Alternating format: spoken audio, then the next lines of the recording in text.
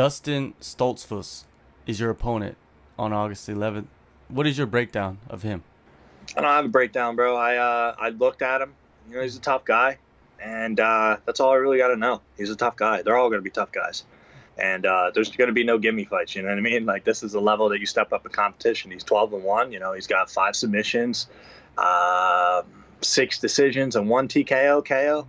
So I think that's what I know about him. And other than that, I don't know anything about him. I know he's 5'11", and he comes to bang, bro. And he can crack a melon, he can punch, and but so can I. So it's going to be good. We're going to test some waters and find out, you know, who wants this contract. That's it. You know, all the respect in the world to the guy, and but it's not his time. How do you see your contract-winning performance playing out?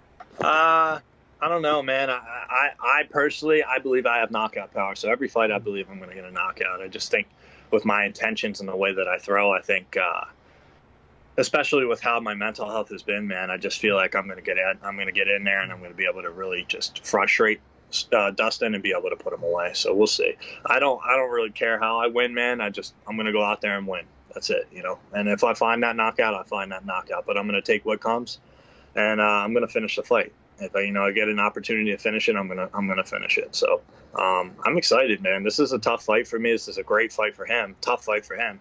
You know, and this is our chance to get that contract. But I believe I want it more, and I don't think anybody I fight is outworking me. So we'll see how the chips unfold. You know what I mean? That's why we got to fight. You got Joe Pyfer.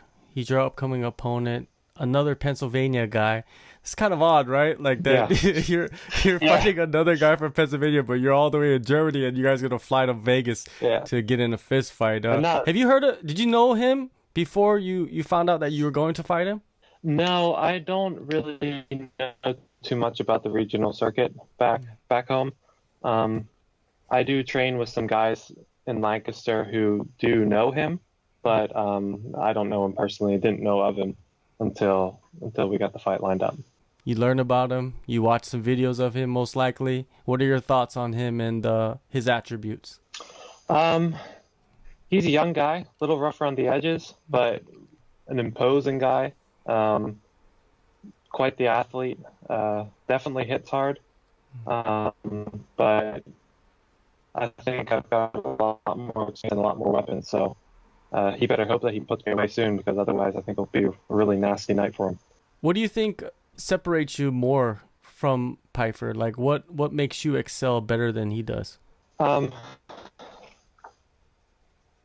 would say probably technique. I really focus a lot on the technical side of things, whether that's on the ground or in standing up. I really, really enjoy learning new things and being crisp and clean with my techniques.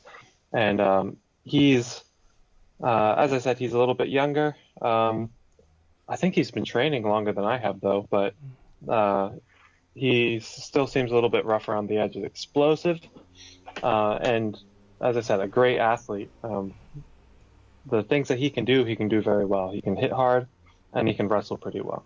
But I think in a sport that is as complicated and as multifaceted as MMA, I think there you'll see that my diverse attack and my broad spectrum of skills are going to really shine. Yeah, you guys are both definitely finishers, man. If you go back and look at the resume of you and Joe, it's just finishes on top of finishes. So I feel like this is a good main event that they have. How do you see this fight playing out? You know, when you sit down, lay your head, where do you see the finish coming? You know, I don't try to put myself into a corner too much with what I plan, what I visualize. As I said, my main strength is that I'm dangerous in every position, whether it's on the feet, whether I'm on the bottom, whether I'm on the top, whether it's in the clinch.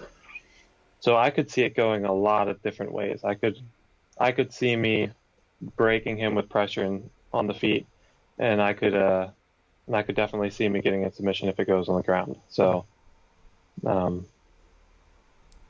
yeah, I don't know. he's got to look out. He's got to look out everywhere, because you don't get a break with me.